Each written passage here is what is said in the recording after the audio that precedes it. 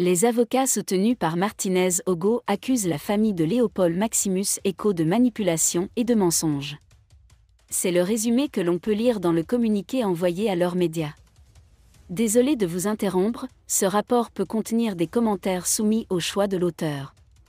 S'il vous plaît, si vous êtes nouveau sur cette chaîne, veuillez vous abonner et activer la cloche de notification. De cette façon, vous serez averti lorsque nous publierons de nouveaux rapports sur cette même chaîne. Merci. On assiste ces jours-ci à une multiplication des communications de la famille de Léopold Maxime Eco, accompagné du lanceur d'alerte bien connu dans l'affaire Martinez Ogo, des médias, Jeune Afrique, Mutation, Le Messager, etc.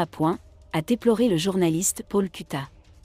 Le journaliste a déclaré que le but de la campagne était d'exonérer le chef de la DGRE de toute responsabilité dans l'assassinat de Martinez Ogo. Mais l'affaire est toujours devant les tribunaux.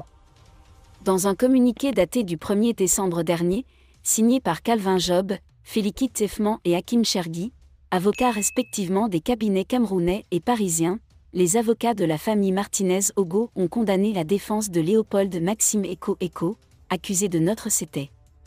Connu dans le cas de Martinez Ogo. Il est actuellement incarcéré à la prison de Kondangui à Yaoundé. Les avocats de la Direction des Recherches Extérieures, DGRE, ont tenté de tromper l'opinion publique et de faire passer leurs clients pour une victime de cette affaire en utilisant des astuces moralement malhonnêtes et juridiquement incohérentes, selon les avocats de la famille de l'animateur radio. Idée de Paul Chota. Mais, comme nous l'avions déjà révélé il y a quelques jours, Léopold Maximus Eco, en tant que chef de l'État, a utilisé les capacités logistiques du pays pour kidnapper Martinez Ogo.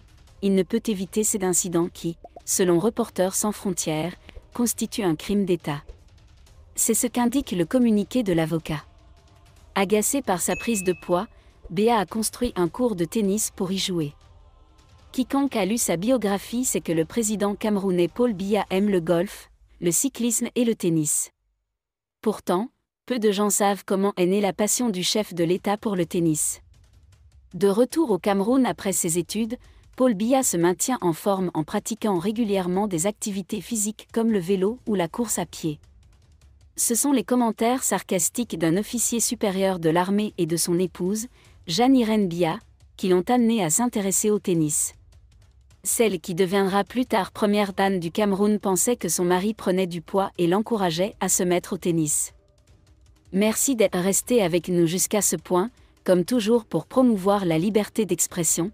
Laissez vos opinions à ce reportage dans la section commentaires ci-dessous. Si vous avez aimé cette vidéo, merci de liker, partager, commenter et surtout vous abonner à la chaîne. Et on se retrouve très vite pour une prochaine vidéo.